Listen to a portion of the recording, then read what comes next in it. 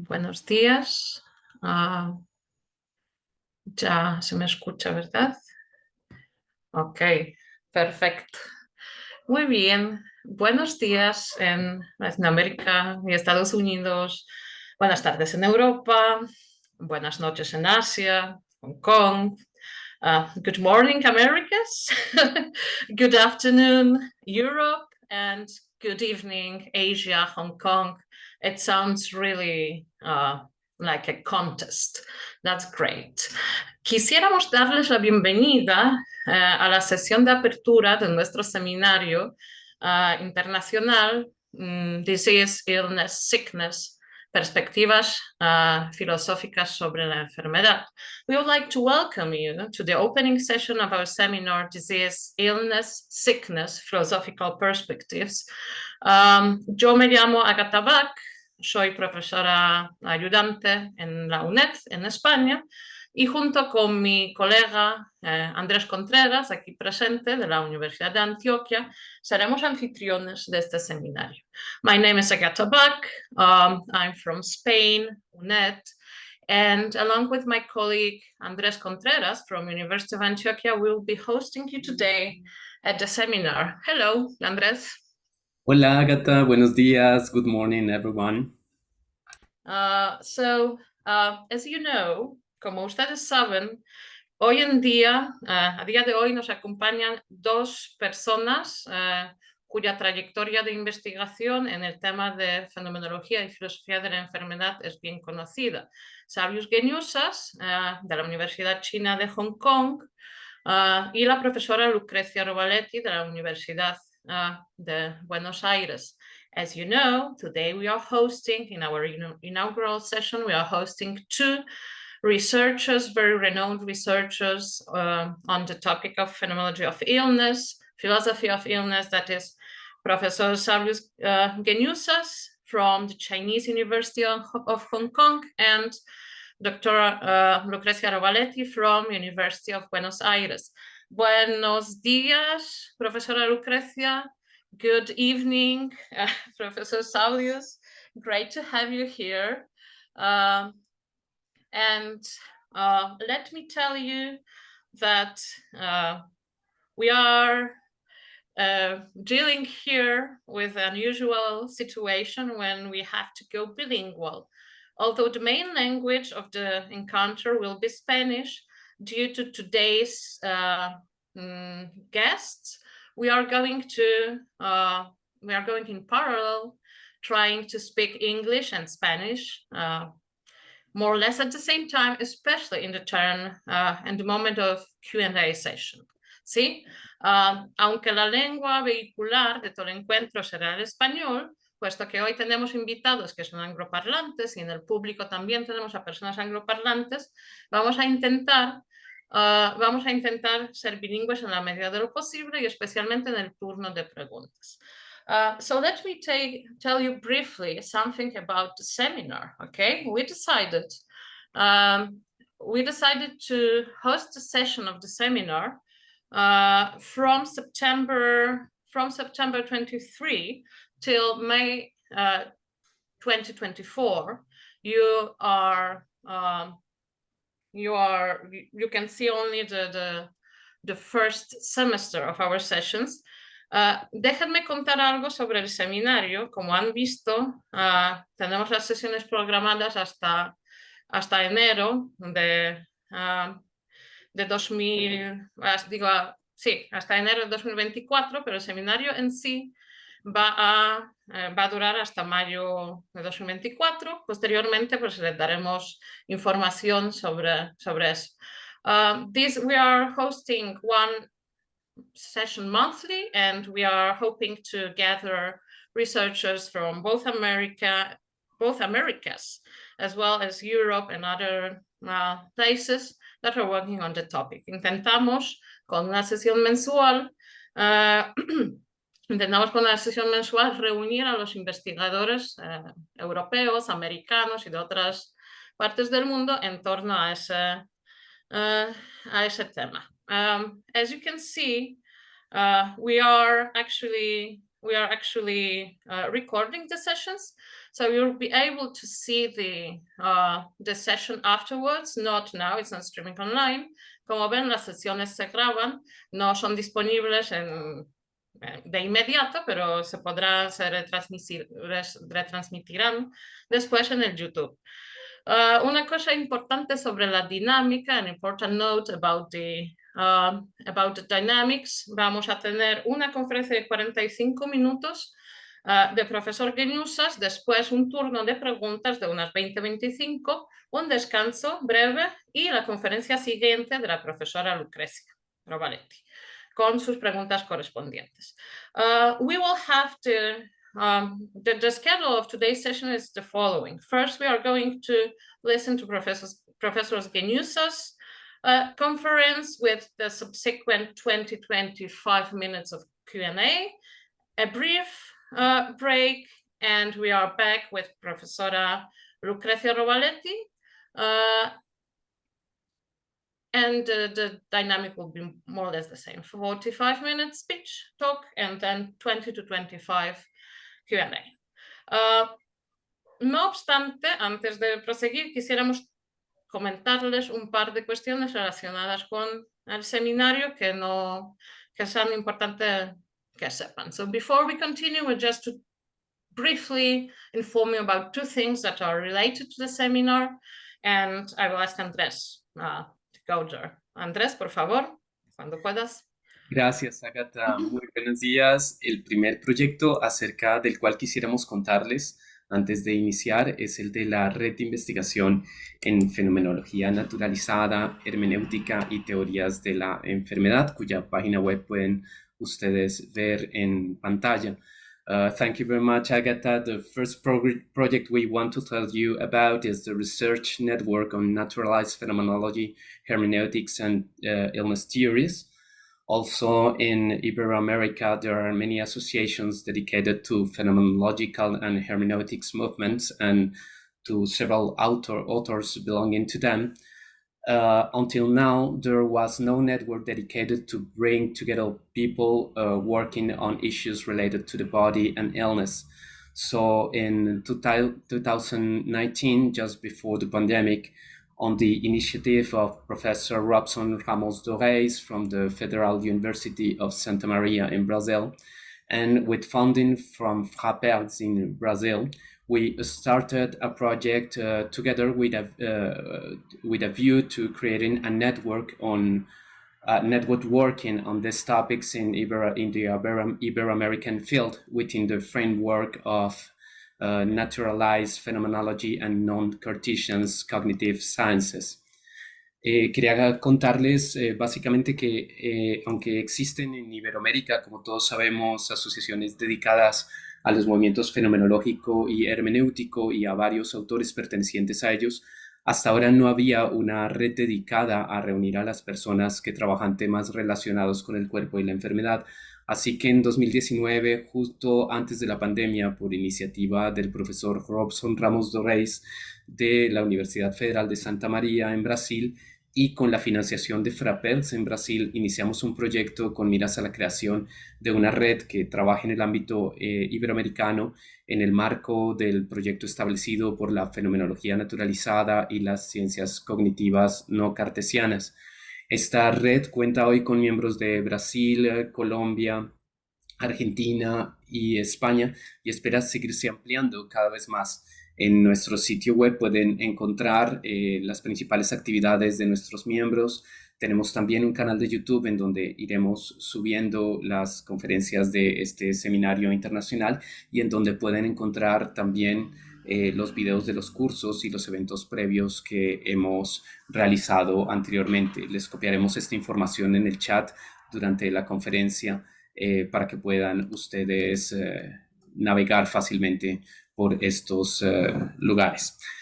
Currently, the network has members from Brazil, Colombia, Argentina, and Spain, and hopes to continue to expand. You will find the main activities of our members in our website. We have also a YouTube channel where these videos will be hosted, and where you can find the videos of previous courses and events held by members in the past.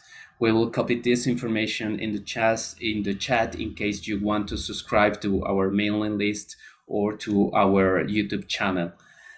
So welcome to the seminar. I just want to tell you about a second project that we are working with Agatha, is about the launching of a call for papers in Spanish and English on the topic of the seminar. The call for papers is open until October 31. And you can also check this information directly in the website of Estudios de Filosofía, the journal of the University of Antioquia.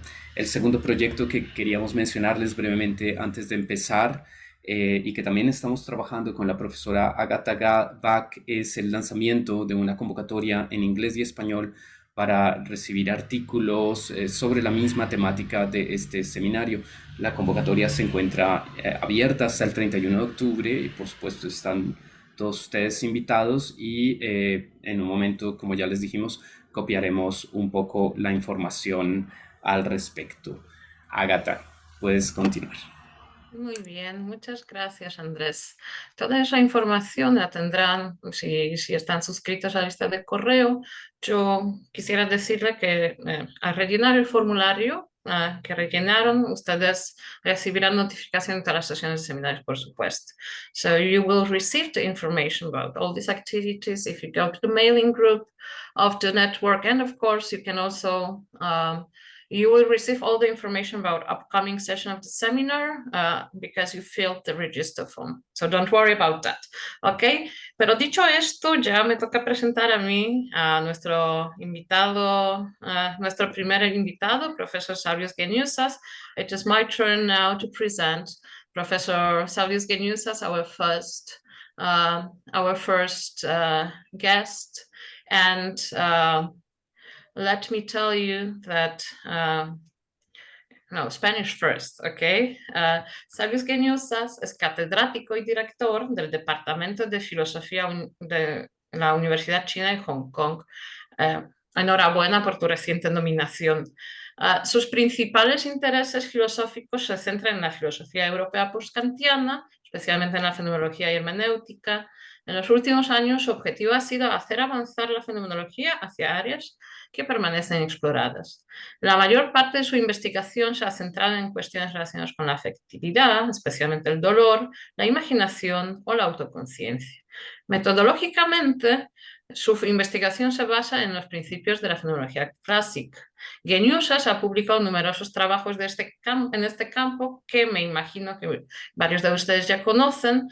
El libro The Phenomenology of Pain, la fenomenología del dolor, fue galardonado con 2 premios internacionales, pero sus artículos son conocidos, pues han sido diseminados en diversas revistas de filosofía y antologías en inglés, francés, alemán, lituano, polaco y español.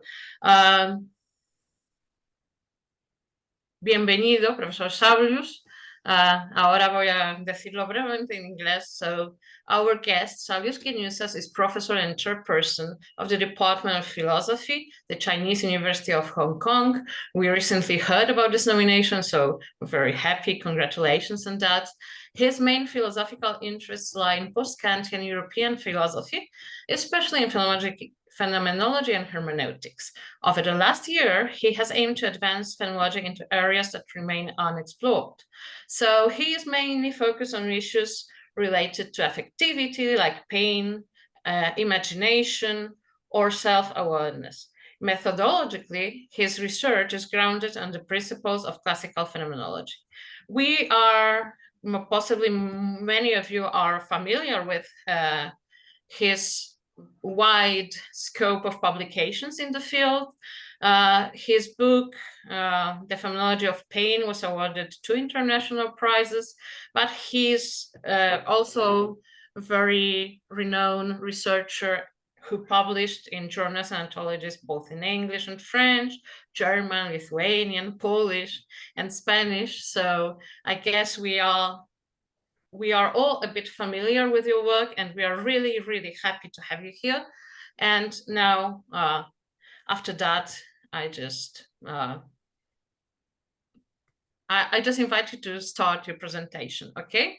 I am the one to move the slides, so tell me to move the slides anytime you want, okay? Okay, thank you very much. Thank you very much, Agata, for the introduction. Thank you both, Agata and Andres, for the invitation.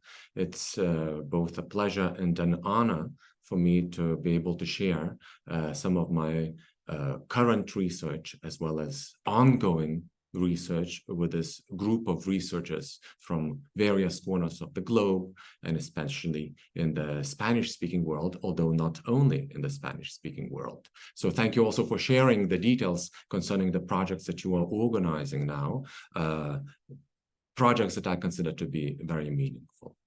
Let me begin. So let me begin by saying that the concepts of disease, illness, and sickness are of central importance in medical humanities and in phenomenology of medicine. In these fields of study, the concept of disease refers to a pathological process, to a deviation from the biological norm, and it is determined while following biomedical methods. By contrast, illness refers to the experience of the patient, and more precisely, to the experience of unhealth.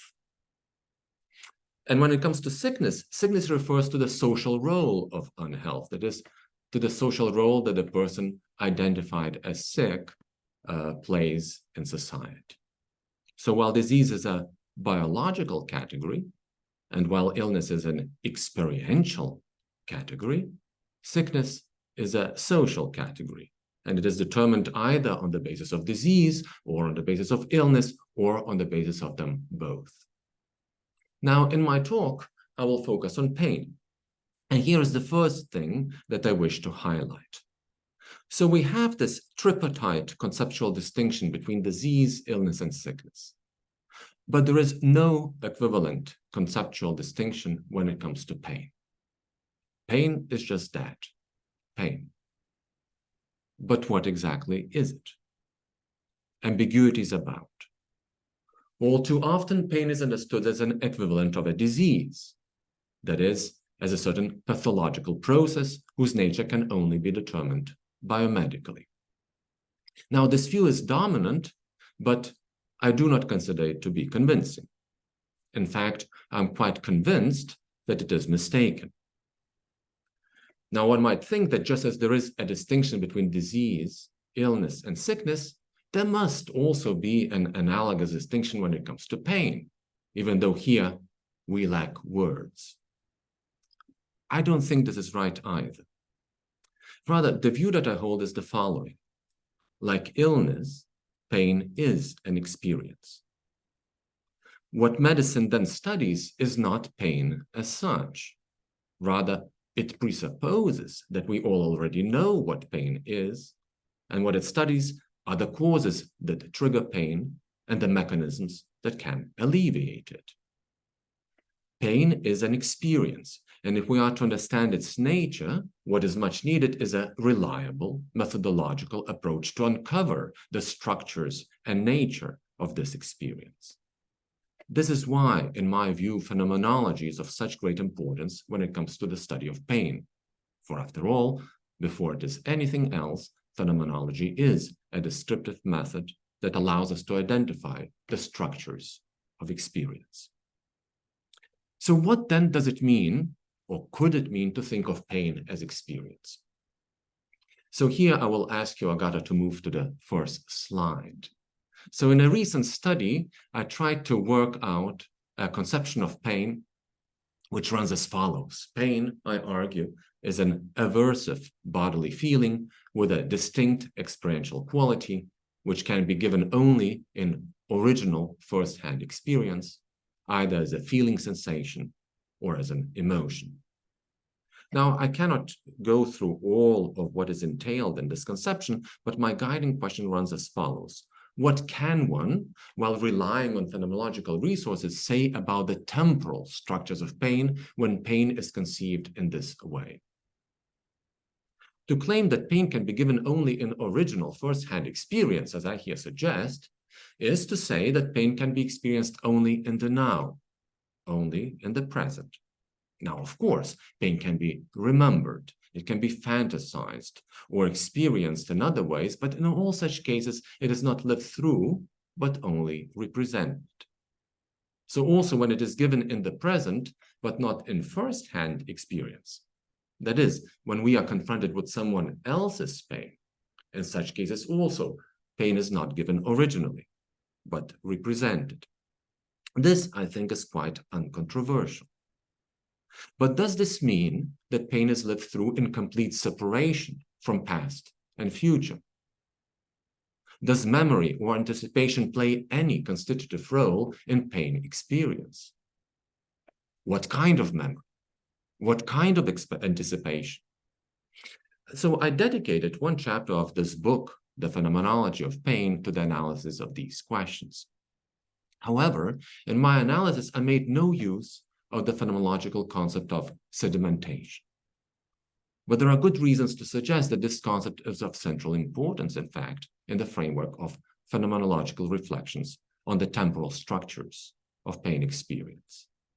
Now, besides that, let me also say that I'm not familiar with any other phenomenological studies which would have explicitly demonstrated that pain is lived through against the background of sedimented experience. So the goal of this talk, then, is to fill this gap by incorporating reflections on sedimentation into phenomenology of pain. So let me then begin by clarifying the phenomenological meaning of this concept of sedimentation. This geological metaphor of sedimentation belongs to the larger group of terms, such as deposits, strata, or substrata, which Husserl had borrowed from other fields and transformed into a phenomenological concept. In general, one could draw a distinction between three different concepts of sedimentation in his phenomenology. Agata, please move to the next slide. And one could call these concepts static, genetic. One back. Yes. So back. Yes, to this slide. Thank you. And one could call these three concepts static, genetic, and generative. So as a static concept, sedimentation is an eidetic component of time consciousness, and I'll clarify what I mean thereby. As a genetic concept, it refers to the formation of types, habits, and moods. As a generative concept, sedimentation refers to meanings that were not constituted in our own personal past, but which we have taken over from others. So something that more recently Bernhard Stiegler had addressed in detail under the heading of tertiary retentions. But in the present context, the static and genetic conceptions of sedimentation are of central importance. According to Husserl, any experience that consciousness undergoes in the present is first and foremost given in the form of an impression. So here you have this slide in front of you, and here you have a quotation from Husserl. The source point with which the production of the enduring object begins is a primal impression, says Husserl. So suppose you are playing a scale on the piano. Do is replaced with re, then comes mi. While you're playing do is the impression. Once it's gone, re is the impression, then it's mi. When re replaces do does not evaporate from consciousness. If it did, you wouldn't hear the scale, just the note. In fact, not even the note, since it itself is given as a duration. You continue to be conscious of do through retention. It's not that you remember do. Rather, the consciousness of re, your current impression, is such that it is colored by the previous consciousness of do. So Husserl writes, the tone now changes into a tone having been. The impressional consciousness constantly flowing passes over into ever new retentional consciousnesses. Had re been preceded by a different note, say fa or la, re would sound differently. Through retention, you are now conscious of do as that note that preceded re. And even when re is replaced by mi, you are still conscious of do as the note that preceded re, which is now preceded by mi. According to Husserl, the temporal structure of experience is such that every impression is replaced with other impressions as well as retentions of former impressions. So with each new impression, consciousness is still aware of the former impression as well as aware of having heard it. This is what Husserl calls the intertwining of transverse and longitudinal intentionality. Please move to the next slide. While transverse intentionality is directed at the object, longitudinal intentionality is self-referential. It is directed at the temporal flow. So transverse intentionality refers here to the horizontal line, A, B, C, D. One impression replaces another impression in the temporal flow, and each of these impressions is object-oriented. Longitudinal intentionality refers to the vertical lines. So B and A with apostrophe, C and B with apostrophe, A with a double apostrophe, and so on and so forth. So while you hear a new impression, you retain former impressions. You remain conscious of a retention and of a retention of a retention and of a retention of a retention of a retention. But now, does the self-referential awareness of former impressions ever evaporate? Does consciousness ever lose the awareness of the sinking of each impression into the retentional past? Now, experience certainly suggests that consciousness does not indefinitely retain the awareness of all past impressions. At a certain point, an impression loses all retentionally attended affective force. It sinks into forgetfulness. Longitudinal intentionality reaches a 0 point of intensity. So, for instance, after practicing playing the scale on the piano for 10 minutes, you no longer retain the awareness of the note that you played, say, 7 minutes ago. And what you hear when you now play re is no longer colored by the notes you had played 7 minutes ago. You no longer retain means you have forgotten. The notes you had played have slipped out of the field of intuitive consciousness. They are no longer there in your present field of experience.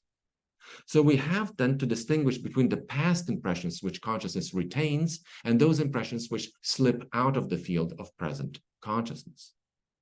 The former are those impressions which Husserl, to use Husserl's terms, consciousness retains through primary memory, so through retention.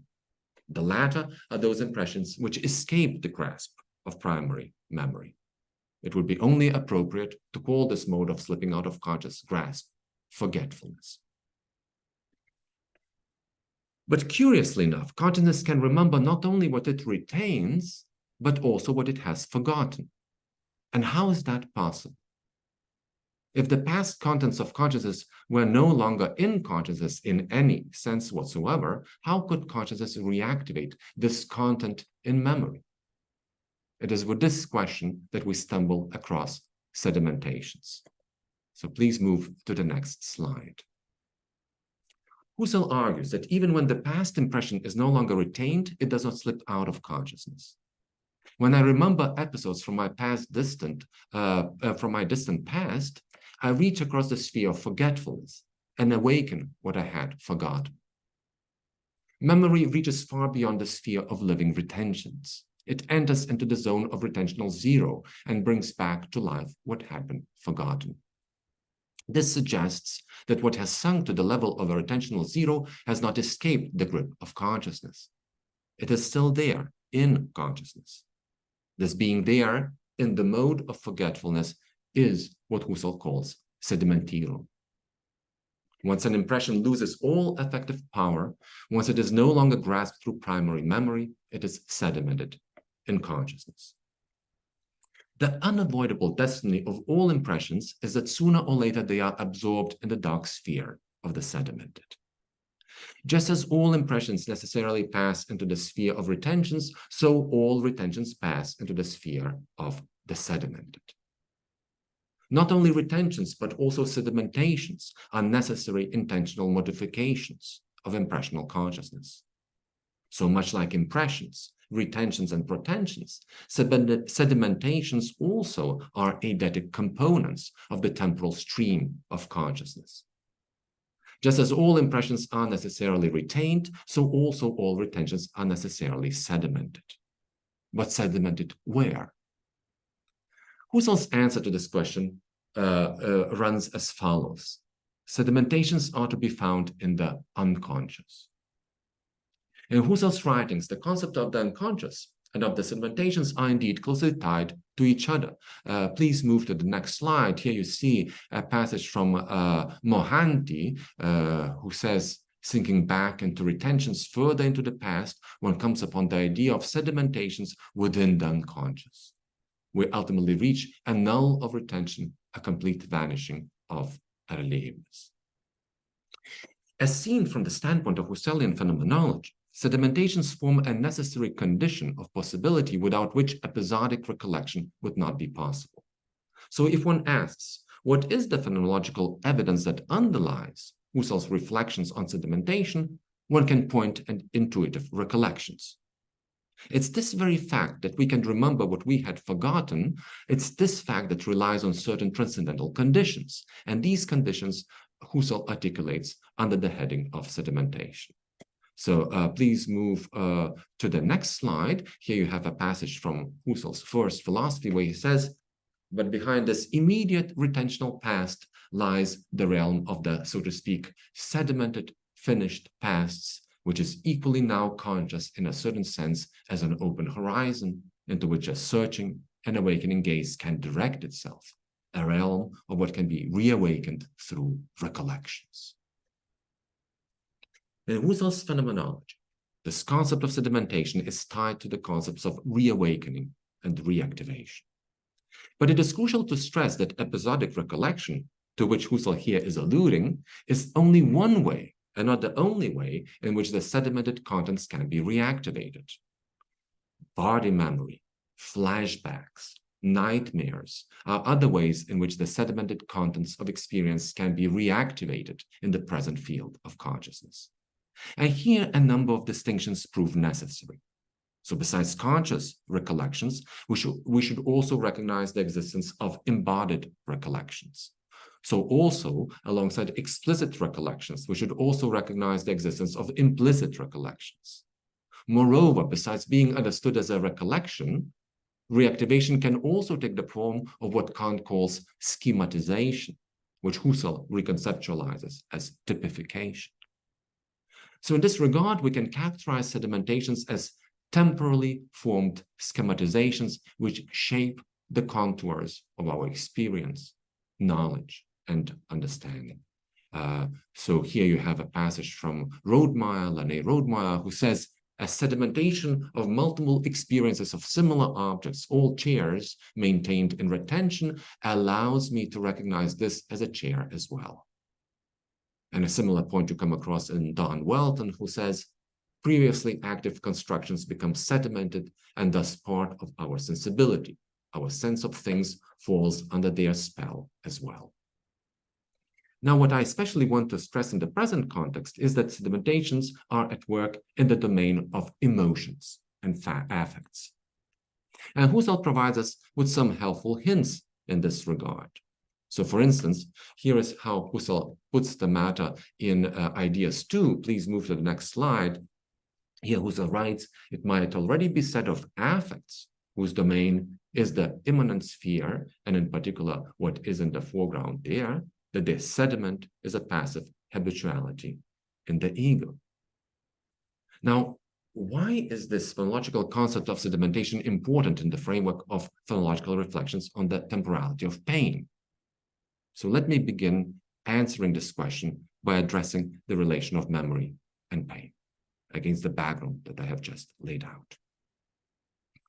As I have already mentioned, pain is a first-hand experience, which means that pain can be lived only in the present. But it is crucial to recognize that the manner in which one lives one's pain is heavily determined by one's memories. Now here I would like to turn to a rather striking example that I borrow from a Swiss neurologist, Edouard Claparède, which he presented still in 1911. Please move to the next slide. So here, Claparède describes a patient who was suffering from amnesia. The patient could not remember anything and could not remember her physician. So one day, the doctor hid a pin in his hand, and then he comes into the room where the patient finds herself and shakes the patient's hand while introducing himself. And of course, the pin introduces pain, causes pain on the part of the patient. The doctor leaves the room, comes back into the room, reintroduces himself to the patient, and the patient at the same time doesn't recognize the doctor and yet refuses to shake the patient's hand. So here you have the strange case where the patient's body associates the physician's presence with a danger in the absence of any explicit recollections. The patient knows something implicitly, what she doesn't know explicitly. So it's a striking example to my mind, which forcefully demonstrates how deeply the pains we live through are entrenched in our memories. So to clarify what is at stake here, we need to introduce a distinction between implicit and explicit memory. Explicit memory could be qualified as the memory of consciousness. Implicit memory could be described as the memory of the body. Explicit memory functions as a kind of objectification. Implicit memory operates, so to speak, behind one's back. It marks how, in the absence of any kind of objectification, consciousness of the past can nonetheless determine one's present. So to put it somewhat differently, explicit memory exemplifies how the present reaches into the past. Implicit memory exemplifies how the past reaches into the present. This anecdote illustrates that the experience of pain leaves its own sedimentations, that it sinks into the unconscious, that it continues to affect subsequent experiences even in the absence of any explicit episodic recollections. So even when we don't thematically remember past experiences, at least some of them are still there in the field of consciousness. As Nietzsche puts it in the Genealogy of Morals, no other experience is as edifying as pain. Please move to the next slide. So here you have these rather famous passages from Nietzsche, where he says that if something is to stay in the memory, it must be burnt in. Only that which never ceases to hurt stays in memory. This is, he says, a main clause of the oldest, and happily also the most enduring psychology on earth. So also, as research conducted on implicit memory amply demonstrates, it is not just that pain forms our memory. So pain is the most powerful aid to mnemonics, as Nietzsche also puts it. But the reverse also holds. Memory forms our pains. So for instance, if painful stimuli are applied repeatedly to a body part of a human being, even a gentle stimulus applied to the same body part in the future will suffice to provoke a painful reaction. Just as our pains are lived through against the sedimented background of past experiences, so also pains contribute to the formation of this background, which in its own turn colors subsequent experience. Pain is an experience, and it is lived against the sedimented background of experience, which in effect means that our pains are highly individuated, so much so that nobody experiences pain the same way as anybody else. Our pains are shaped by our own personal histories, even though for the most part, this fact escapes us, and especially when we are in pain. So on the one hand, especially intense and long-lasting pains are deeply depersonalizing experiences. They isolate us in the field of presence. They cut off the bond that ties us to our past and future. They rob us of personal characteristics. But in a significant different sense, pain is a deeply personal experience. The personal characteristics of pain are constituted by the sedimented background of experience, which enables the functioning of implicit memory, which in its own turn continues to function despite pain's depersonalizing effects. There's more that I have to say about memory and pain, but I have to leave this aside and move to another theme that I want to address here in today's seminar, namely to the link between pain and anticipation. And here I want to begin with a reference to this well-known study by Melzack and Wall, The Challenge of Pain, where they address the role that anticipation plays in pain experience while focusing on anxiety. So these two authors argue that the intensity of pain experience largely rests on the person's attention directed at a potentially painful experience. So here you see those relevant passages. The mere anticipation of pain is sufficient to raise the level of anxiety and thereby the intensity of perceived pain, they say. So in a similar vein, Harris and Hill with colleagues have also argued that if anxiety is dispelled, a certain level of electric shock or burning heat are perceived as significantly less painful than they are perceived under conditions of high anxiety. You can also consider such a case, such a pain syndrome, which Grahek has recently termed threat hypersymbole. So patients suffering from this syndrome experience excruciating pain when touched by a feather, or even when not touched by any object at all. Sometimes visual stimuli suffice to trigger agonizing pain. Consider also the case of a patient who suffered excruciating pain evoked exclusively by visual stimuli. The patient had lost all sensations in the left side of his body. And now, on seeing, here's the second quote, on seeing that the left part of his body was approached for sensory testing, the patient invariably made a brisk withdrawal movement. At the same time, he felt a burning pain. So what significance then are such cases for our understanding of the temporality of pain? Now, Grahek, to whom I just referred, provides a neurological explanation. And he highlights that the patient had suffered brain damage in the right parietal cortex, populated by polymodal neurons. That aside, this insight has not only neurological but also phenomenological significance, for it brings to light the significant role that anticipation plays in the experience of pain. And that's what is of interest to me here. It is indeed telling that the patient could not feel the sensation of pain with his eyes closed. The mere sight of the approaching object, that is, the anticipation of the pain to come, is what triggered his pain. So not only memory, but also anticipation can provoke the experience of pain. But what is it that enables anticipation to function this way?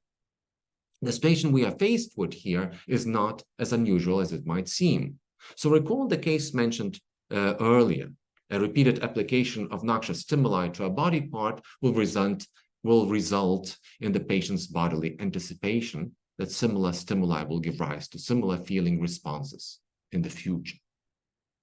It becomes understandable that even a touch of a feather on the bodily area that has been subjected to repeated noxious stimulation in the past can provoke a painful response, no matter what the structure of the patient's brain might be. It is the sedimented background of experience that infuses anticipation with the power to provoke a sense of pain as a bodily response to the anticipated cause of pain. Now here, another example that I would like to refer you to concerns a patient who had an expanding metastatic lesion of the femur and was unresponsive to the treatment. It was only when he was reassured that his leg was not going to be amputated that his pain became controllable. Clearly, the reassurance can have such therapeutic effects only if anticipation was a major source of pain in the first place. To provide one more illustration, here is a patient who associated the pain in his chest with angina pectoris. Such an interpretation significantly exacerbated his pain, which in its own turn gave rise to a further anticipation that the pain in question was a sign of an impending heart attack. In its own turn, this cognitive interpretation made the person's pain experience insufferable. So here we are faced with a multi-level realization that anticipation plays a significant role in determining the experience of pain. It is again crucial not to overlook that anticipation can have the power to provoke a painful experience precisely because it arises against the sedimented background of experience. In this particular case, against the sedimented background of presumed knowledge or understanding. Now, so as to determine the role of anticipation with greater precision, alongside the distinction that I earlier drew between implicit and explicit memory, one should also distinguish between implicit and explicit anticipation. So we are faced here with analogous structures of experience. Implicit memory could be called memory without conscious remembering. Implicit anticipation could be called anticipation without conscious expectation. The distressing occurrence one anticipates in the future is transferred into the field of presence and lived as bodily pain. Whether we are dealing with the highly unusual cases, such as exemplified by threat hypersymbolia, or with more common cases described here in my talk, we are faced with the effects of implicit anticipation, with a non-conscious expectation, which is transferred from the field of the future into the field of presence and lived as pain. Now, please move to the next slide. Just as I just spoke about this link between pain and memory, pain and anticipation, I also want to say a few words about the link between pain and different senses of presence. So in Kaplan's study of pain and hypnosis, we come across the following account of a 20-year-old college student who had been developed as a hypnotic subject. The patient was unusually susceptible to hypnotic treatment, and during the fourth visit, automatic writing had developed. His right hand achieved the ability to write anything it wanted to, not subject to the control or restrictions of the conscious personality. The patient was informed ahead of time that he would be pricked in his arm several times with a hypodermic needle, and that he would be asked to report if he felt anything. And so here you have this passage from Kaplan. A hypnotic analgesia for the left arm was suggested, and the subject was pricked in the left arm 4 times with sufficient force to puncture the skin as subcutaneous tissues. After a minute or two, the subject asked the experimenter, "When are you going to begin?" Apparently not having felt any pain. However, from the moment that the pricking began, the subject's right hand had begun to write, "Ouch, damn it, you are hurting me." So what sense are we to make of this highly odd case in which the patient both asserts and denies that he is in pain? One possible clarification suggests that one of these assertions is not sincere. So if you follow this line of interpretation, then you could further argue that the patient felt pain, yet the effect of hypnosis inhibited his capacity to articulate this feeling verbally. Presumably, the patient denies that he's in pain, but not because he doesn't feel any pain. His denial derives from the inhibited capacity to verbally articulate his feelings. The patient cannot help but be insincere on the level of verbal articulation. Now, to be sure, it might be interpretively convenient to proclaim that one of these contradictory statements is insincere and to resolve the problem in such a way. But such an interpretation would beg the question. It would just assert that sincere avowals are incorrigible. There is an alternative interpretation that one could develop with reference to the distinction between implicit and explicit senses of presence. So just as I drew a distinction between implicit and explicit sense of memory, explicit and implicit sense of anticipation, so also we can draw an analogous distinction between implicit and explicit senses of presence. So the patient is implicitly aware that he is in pain, although he does not know this explicitly. And this comes close, in fact, to how Kaplan interprets the effect of hypnosis upon pain. Kaplan says the subject's speaking voice seemed to be the organ of communication for that part of personality which did not seem to perceive the pain, but the arm, via automatic writing, spoke for the portion of the personality which did perceive the pain. So we face here an instance in which the person is implicitly aware of something that he does not integrate into explicit consciousness. So here we are confronted with a patient who feels pain while his explicit consciousness does not acknowledge the presence of this feeling. At least in this case, hypnosis does not liberate the patient from pain, but only blocks the patient's capacity to integrate his feelings at the level of explicit experiences. So we face here a conflict between implicit and explicit senses of the present, a conflict which demonstrates that pain can be felt and only felt, and felt as unbearable without becoming explicit or thematic. This strange quasi-indifference to pain, characteristic of various types of depressive patients, can be also clarified in terms of a conflict between implicit and explicit experiences of the present. So please move to the next slide. Here you have an example of, from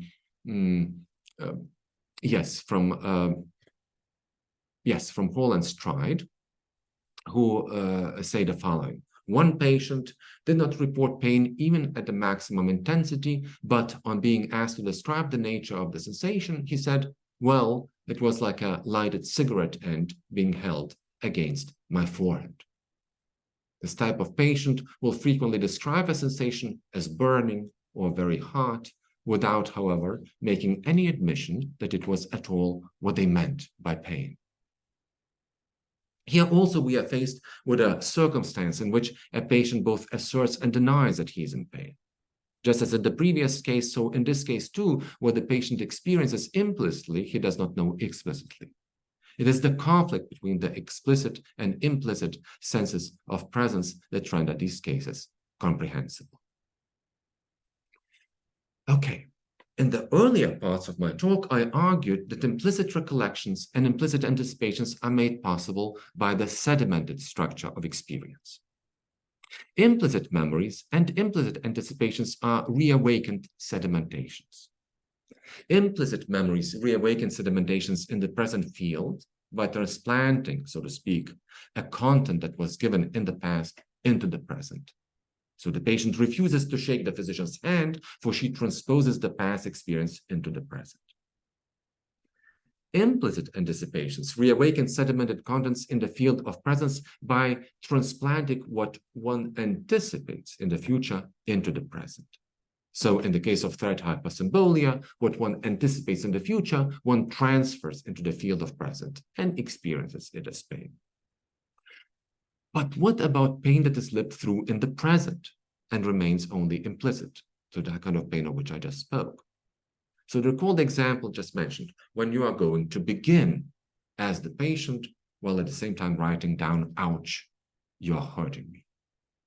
How is this possible? Can such presently lived unnoticed pains be also explained with reference to sedimentations? Now, this doesn't seem to be possible, for unnoticed pains are given to us impressionally and retentionally, right? While sedimentations are modifications of retentions. That being said, I still do not want to dismiss the possibility, to discard this option, that such unnoticed pains could also be made possible on the basis of sedimentations. So what I want to do now, maybe in 10 minutes or so, if I still have 10 minutes, is I would like to suggest that experiences of this kind are made possible by sedimentations of a different nature from the ones that I have addressed so far. Not all sedimentations are modifications of retentions. There are also non-modified sedimentations, even though, to the best of my understanding, their possibility is only implicit in Husserl's phenomenology. The concept of sedimentation is just as important in Merleau-Ponty as it is in Husserl. So in the lectures on passivity that he delivered in Collège de France in 1954-55, Merleau-Ponty introduces a highly intriguing distinction between originary sedimentations and secondary sedimentations. Merleau-Ponty's explanation is extremely brief, as it often is in the lectures. He says originary sedimentations, fields, secondary sedimentations, symbolic matrices, and that's it. Now, it is not my goal here to interpret what these paradoxical expressions mean in Merleau-Ponty. I don't want to take that path, although it's a very promising and interesting path. My goal is somewhat different. In the remaining time, I want to retain my focus on Husserlian phenomenology. And in this framework, I want to suggest that while Husserlian phenomenology of time clarifies the structure of secondary sedimentations, Husserlian phenomenology of attention provides us with fresh resources to address originary sedimentations, even though Husserl does not use this phrase, originary sedimentations, himself. So this concept, originary sedimentations, is deeply paradoxical, and one might even think that it is a contradiction in terms. It seems that sedimentations cannot be originary. They must rely upon more originary experiences. Sedimentation is a result of a temporary process, which begins with the givenness of an impression, which sinks into retention, and then, after losing its effective power, as it travels down the chain of retentions, it finally retreats into what Husserl calls the night of the sedimented, from which it can nonetheless be retrieved in the act of recollection. So what sense could it possibly make to speak of originary sedimentations? But then it is quite telling, I think, that in everyday speech, we on occasion call people forgetful when they are inattentive to their surroundings. Yet they do not forget what they had known or what they had experienced. Paradoxically, they are originally forgetful of their surroundings. Psychologists suggest that such absent-mindedness has at least three different causes. They speak of a low level of attention. They also speak of hyperfocus, so exclusive attention on one particular object. And they also speak of unwarranted distraction from the objects one must be focused on by irrelevant thoughts. All of this appears to suggest that such inattentiveness is an occasional and unusual feature of experience. But could it not be so that such originary forgetfulness is not just an accidental, but a necessary, that is to say, eidetic feature of experience?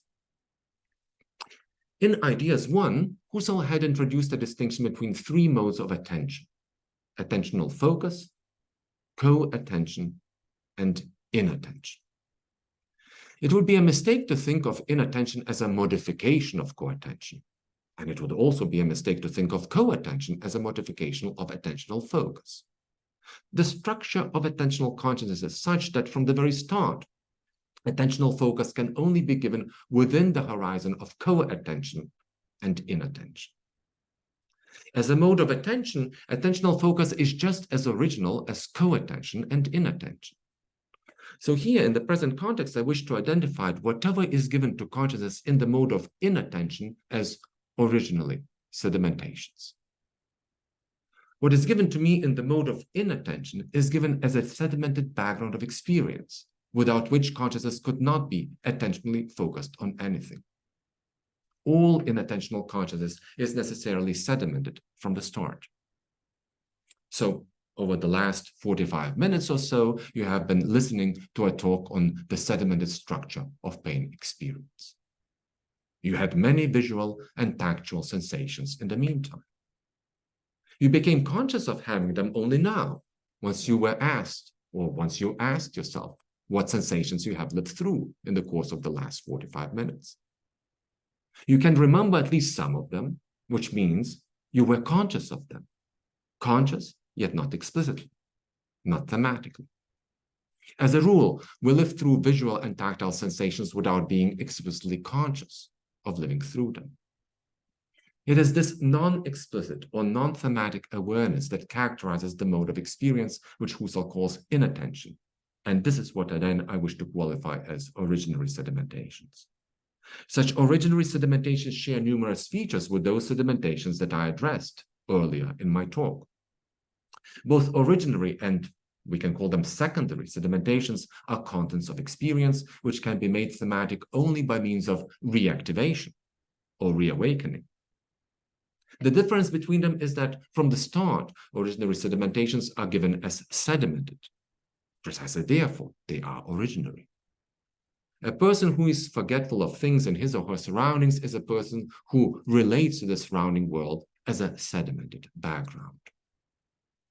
Now, in one of his noteworthy phenomenological studies of pain, Agustin Serrano de Haro has provided a strong phenomenological basis to clarify the structure of noticed and unnoticed pains. Drawing on the distinction between the above-mentioned modes of attentional consciousness, Serrano de Haro contends that, on the noematic level, attentional focus is correlated with what is experienced thematically, co-attention is correlated with co-presence, while inattention is correlated with the peripheral horizon. So to put it in those terms that I'm employing now, this means that the peripheral horizon is the domain of originary sedimentations. According to Serrano de Haro, just like other experiences, pain also can be lived on 3 different experiential levels, which in effect means, again, put in those terms that I'm now employing, that on some occasions, pain can be lived through in the peripheral horizon of consciousness. It can be given in the form of originary sedimentations. So here is how Serrano de Haro puts it. Please move to the next slide. This will be this last slide. So he says there are, on the one hand, frightful physical pains that occupy the foreground of consciousness and violently monopolize the center of interest. Other painful occurrences, on the other hand, do not dominate the attentional focus and still allow some free conattention. Finally, there are still other physical pains that, due to their weakness, familiarity, or lack of relevance, do not even dominate co-interest and may pass by in the mode of inattention, scarcely interfering with present interest. For the most part, the distinction between focal, co-attended, and unattended pain can be clarified in terms of different degrees of intensity. For the most part, the more intense the pain, the greater the likelihood that it will be experienced as focal pain. And contrariwise, the less intense it is, the greater the probability that it will be either co-attended or unattended. But we should not take this to mean that by necessity, the intensification of pain transforms pain into a focally lived experience. The manner in which pain is lived by the hypnotic patients and depressed patients provides the evidence that, at least in some cases, even unbearable pains can remain unattended, that is, unnoticed. One is aware of them only implicitly. More generally, when intense pains are lived alongside other, highly disturbing forms of psychological suffering, their relevance is diminished, and therefore they often remain either co-attended or unattended, despite their intensity. If we are to accept that alongside the field of secondary sedimentations, there are also originary sedimentations, then we can further claim that not only implicit memories and implicit anticipations, but also presently lived through unnoticed feelings are nested in sedimentations.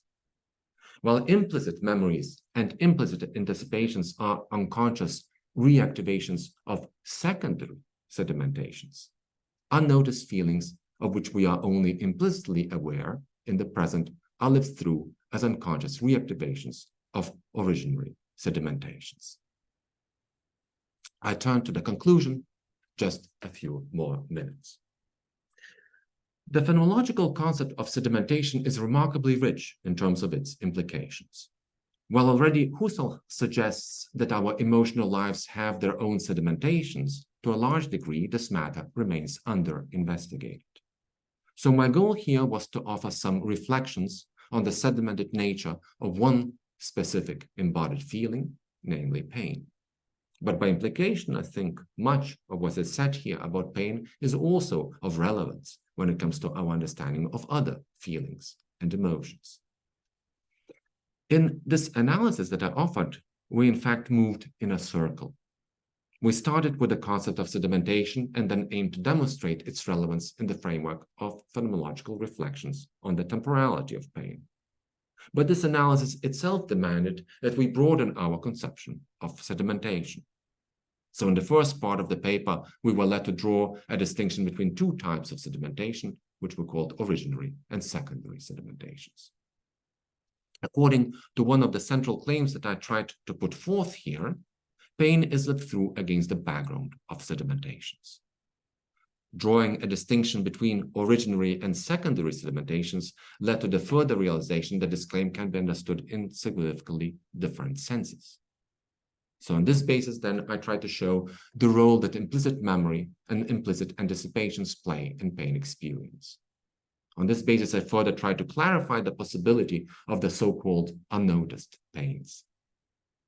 While implicit memories and implicit anticipations are nested in secondary sedimentations, unnoticed feelings and emotions, such as pain, are rooted in originary sedimentations. So let me conclude by saying that even though pain can be a deeply depersonalizing experience, nonetheless, in a significantly different sense, pains continue to be lived as deeply personal experiences. And this is due to their rootedness in sedimentations. Due to this rootedness, pain could be even said to be lived at principium individuationis. Implicit memory and implicit anticipations are indicative of the underlying continuity of one's personal life, which serves as the ground that underlies the ruptures which in extraordinary circumstances overwhelm us. Thank you very much for your attention. Thank you very much, dear Saulius, for this great conference. Happy to have you here. Muchas gracias, Saulius. We are going now to turn to the Q&A session. So if anyone is interested in asking something about the conference, please raise your hand and Andres here will unmute you. You are muted, I guess. And if you prefer to write your question on the chat, either in English or in Spanish, you will be welcome to, do that so as well. Las preguntas, la sesión de preguntas y respuestas. Quien quiera preguntar, que levante la mano, por favor. Si preferís hacerlo en el chat, pues podéis escribir en inglés o en español y pues lo leeremos con mucho gusto. Atocha.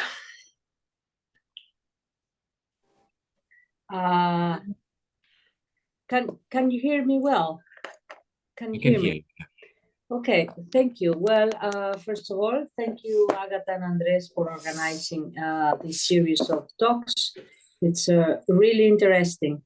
I am not so much into phenomenology, so for me, all this is very new. However, I have studied a bit issues having to do with chronic pain.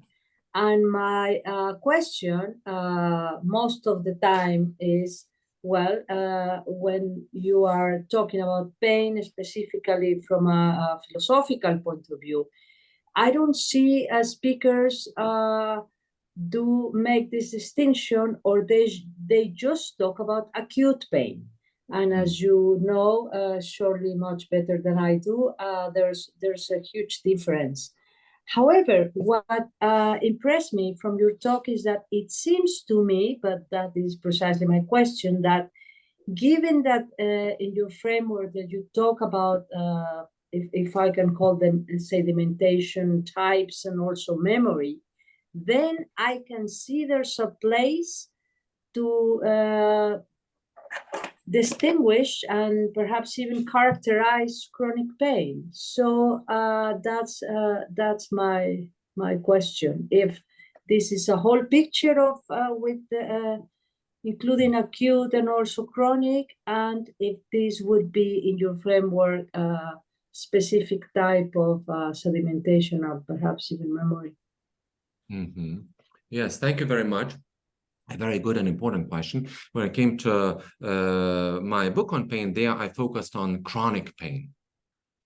Relying on this classical distinction between different forms of pain, I just focused on chronic pain, leaving other, believing not just acute but also transient pain aside, because much of philosophical literature, especially in Anglo-American philosophy of the last 30, 40 years, actually is focused on transient pain, not even acute pain. Now, in this talk, you're right. This distinction is not something that I capitalized on while addressing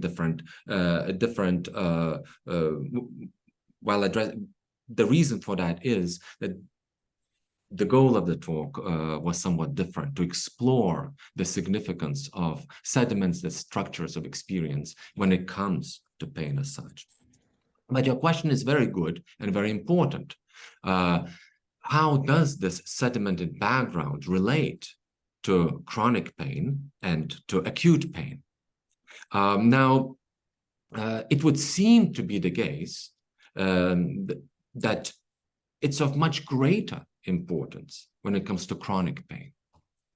And this seems to be the case simply because acute pain is of much lesser significance for us than chronic pain. Acute pain that we live through is something that we can live through and then dismiss and move on with our lives. It's very often it's very hard to do that when it comes to chronic pain. Right? In this regard, chronic pain is much more depersonalizing. But as I tried to show, while being depersonalizing, it is also at the same time, and in a different sense, at the same time, a deeply personal experience because of the sedimented backgrounds. So my general answer to this question would be, yes, indeed, the distinction between chronic and acute pain is not something that I capitalized on here. What I've said about the sedimented background would be of especially great importance when it comes to chronic pain, but I don't want to dismiss also, the fact, I would say, that sedimentations also are at work when it comes to acute pain. They're also there, but they are not as significant as they are when it comes to chronic pain. Okay, thank you very much. Do you wish to follow up at all? Is it okay with you? Good. Okay. We've got a question from Alexandra, yes, and also Paulo left a message here. So Alexandra first, please, and then we read the question. Okay. Hello. Thank you so much, Professor, for your wonderful presentation. I'm not very well informed about all these concepts, but I would like to ask you something. We know that in Cartesian modern medicine, the body has his representation, while in phenomenology, you are talking about embodied pain. So my question would be, what do you understand from a phenomenological paradigm of thinking, Husserlian or Merleau-Pontian? What does it mean, embodied? Because it's maybe another kind of body than in Cartesian body, mind duality. That's my first question. And the second question, because you are referring to psychoanalysis, to unconscious, to Freud, and everything started with hypnosis, as I remember.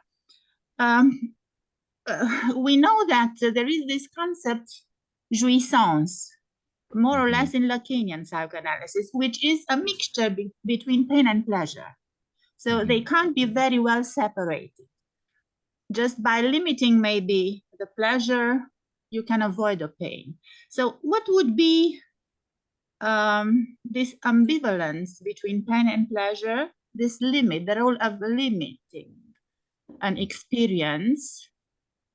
So the role as a, how to say, as an interdiction or as a pain feeling to avoid death or to avoid just mutilation of the body or whatever. So the limit, the idea of limits in this play between pleasure and pain. Thank you so much. Thank you very much. Wonderful questions, important questions. I'll try to answer, they are also big questions. So I'll try to answer them in a rather schematic way. And if you have follow-up questions, please raise them, and then we can proceed further. So indeed, what does embodiment mean? What do we mean when we speak of pain being embodied? And why should we speak of pain being embodied? So the first thing that I would stress here is that it's very often confusing when it comes to such concepts as pain and suffering. Where lies the distinction between them? Are they synonyms? Are they not? What is it that one wishes to focus on when one tries to study pain? To my mind, that's where the body comes in. There are such things as, some call them physical pains. I don't think physical is the best term for phenomenological reasons. I believe the concept of embodied pain is a better term. There are embodied pains, and we clearly must distinguish them from different forms of suffering. Pain I can only feel in my own body.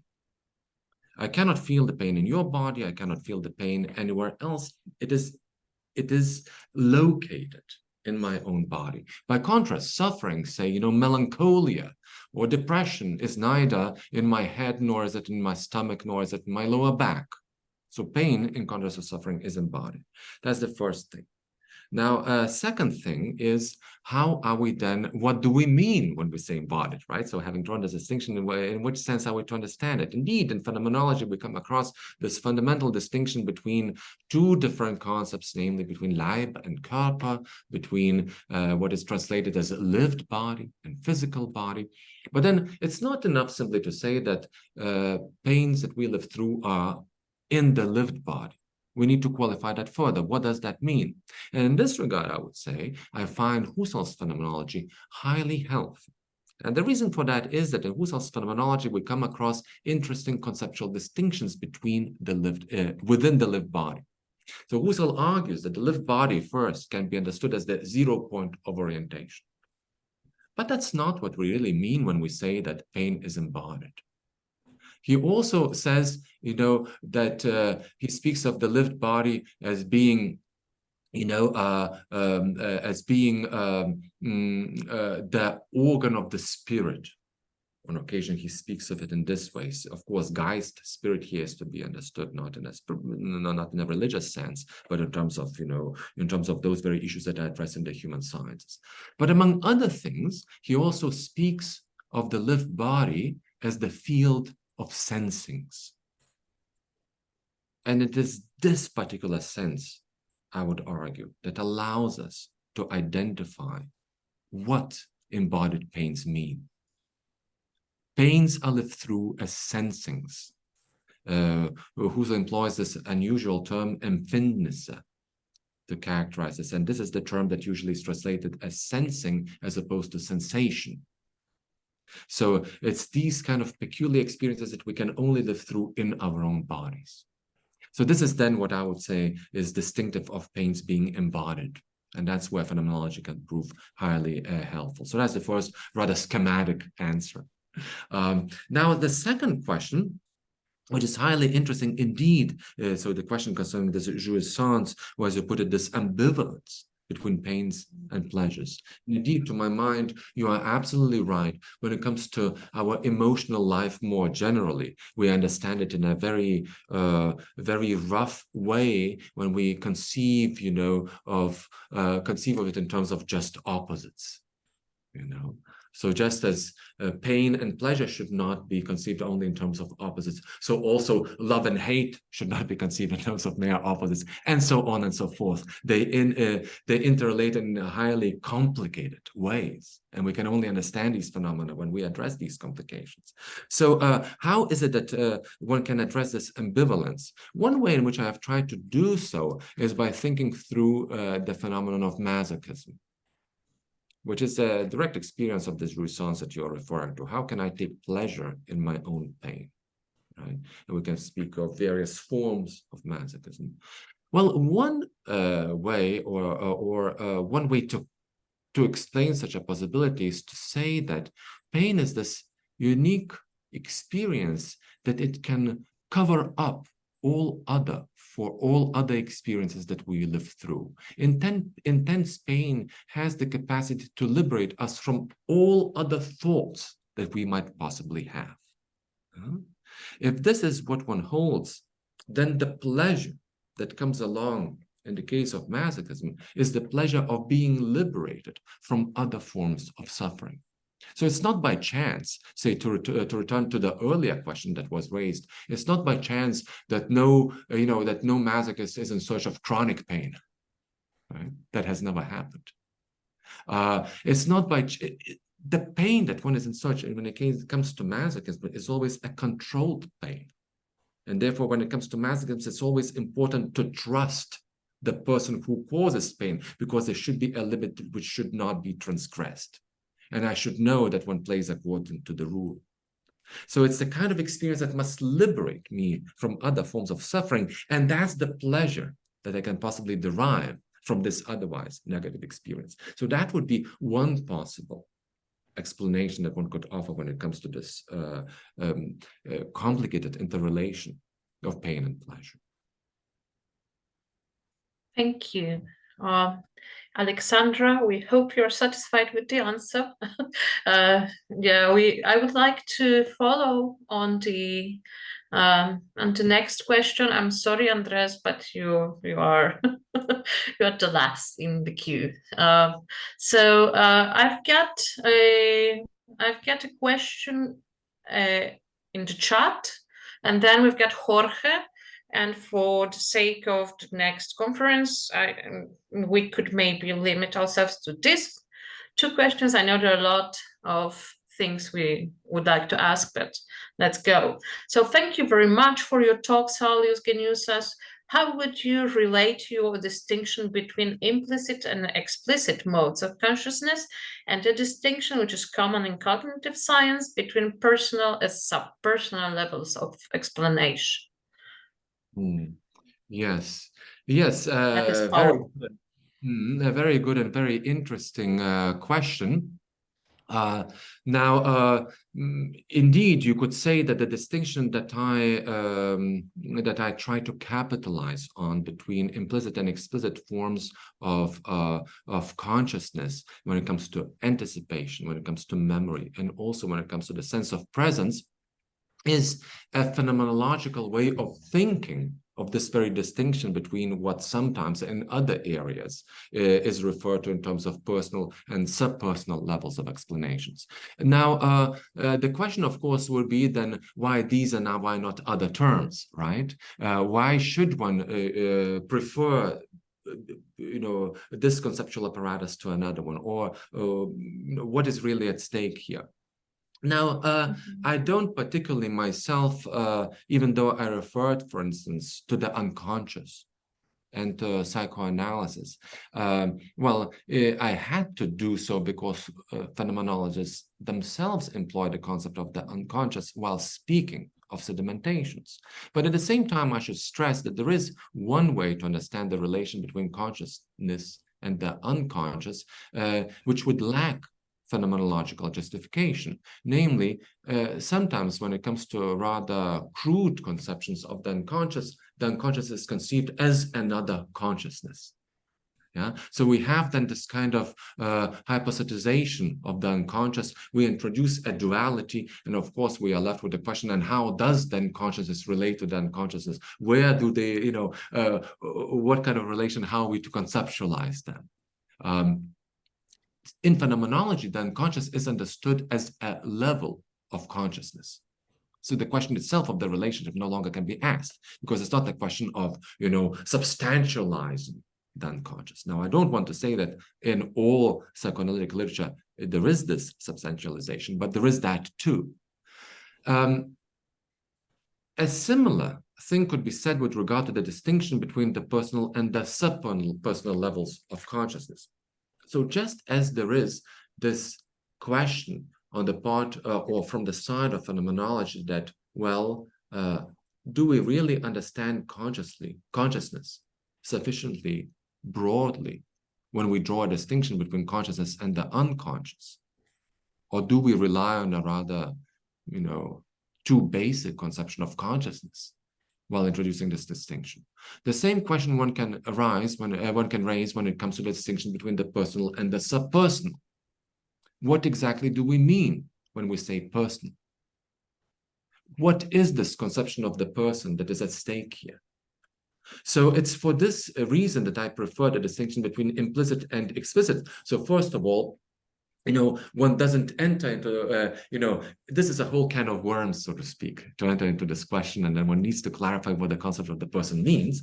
And one doesn't need to do that. One doesn't need to presuppose a certain conception of the person while drawing a distinction between the implicit and explicit conceptions of consciousness.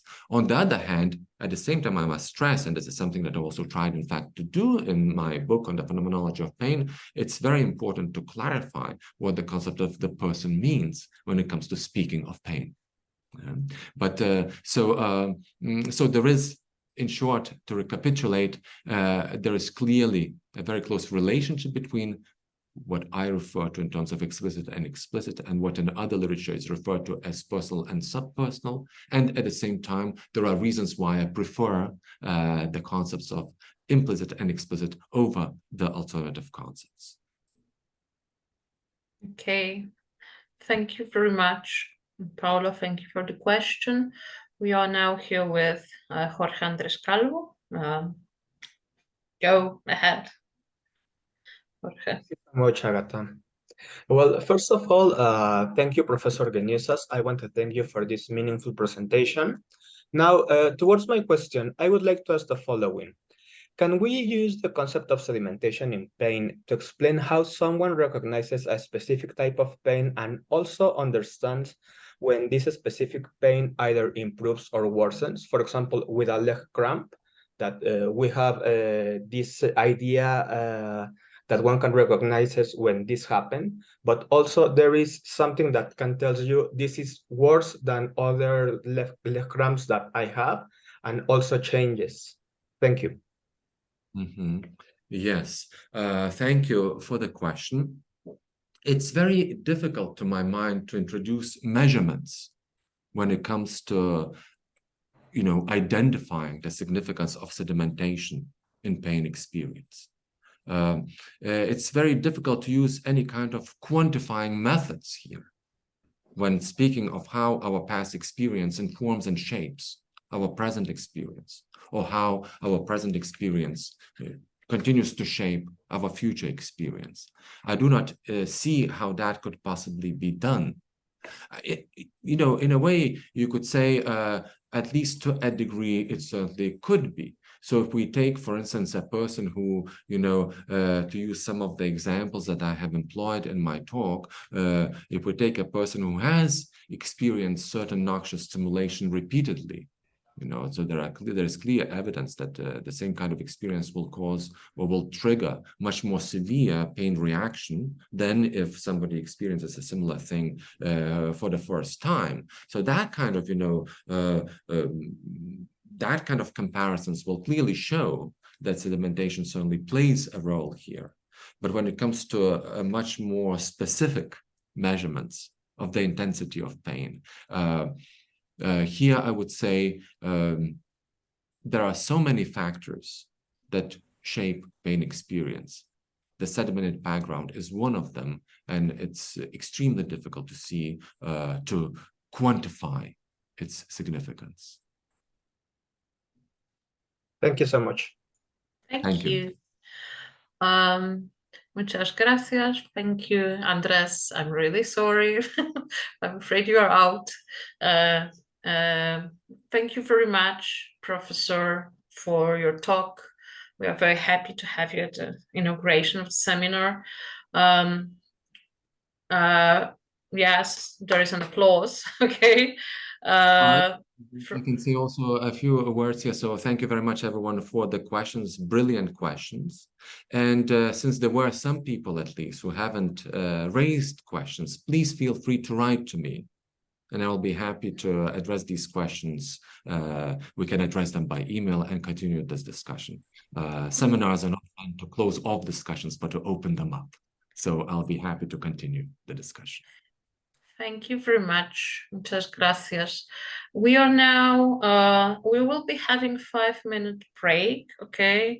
Please stay at the Zoom room and we will be back with Lucrecia Rovaletti, Profesora Lucrecia Rovaletti from University of Buenos Aires.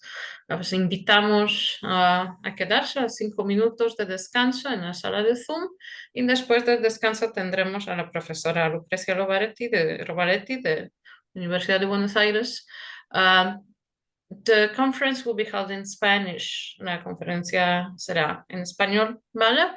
Thank you very much. The clock is on. Ponemos el reloj, ¿ok? Si quieren, pueden apagar micrófonos ese rato, aunque sea, pues aquí estamos. Muchas gracias, pues, Saulius, por tu participación y si quieres quedarte, me imagino que es muy tarde allá, ¿no? También.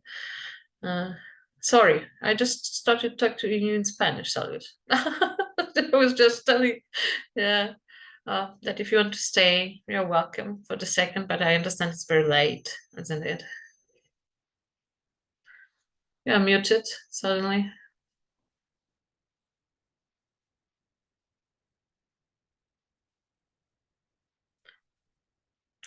We cannot hear you. We are muted.